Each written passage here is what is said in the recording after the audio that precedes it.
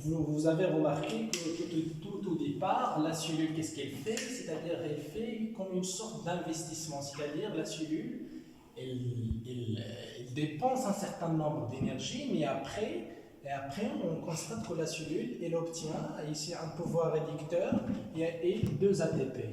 Alors, on va essayer de faire un bilan énergétique de tout ça, de la glycolyse.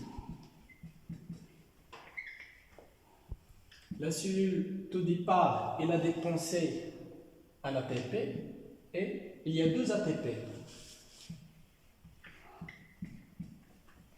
Mais qu'est-ce qu'il a gagné? Il a gagné une ADH2, c'est un pouvoir réducteur. Et puis, elle a gagné une ATP ici et une ATP ici. C'est-à-dire qu'il y a 2 ATP. Alors, comment on fait la calcul de ce bilan? Il faut tenir compte du nombre du carbone. Ici, le glucose est équipé de 6 carbones.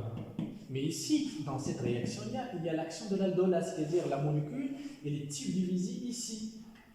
C'est-à-dire on se trouvera avec 3 carbones.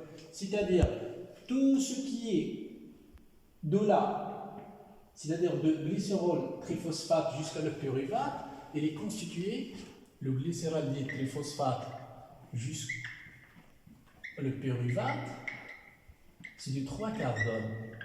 C'est-à-dire tous les résultats qu'on va obtenir ici, il faut le multiplier fois 2 pour qu'on se retrouvera avec le molécule de glucose au départ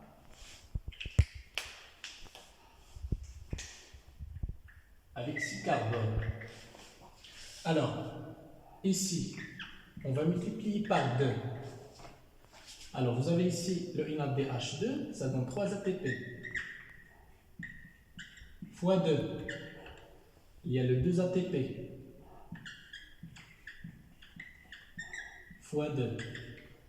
La totalité, combien? C'était 3 fois 2, donc c'est 6. 2, c'est 10. Mais il faut qu'on fait... Alors, cet résultat, on va faire la différence avec les 2 ATP. On se retrouvera enfin avec 8 ATP, moins 2 ATP. Sauf avec 8 ATP.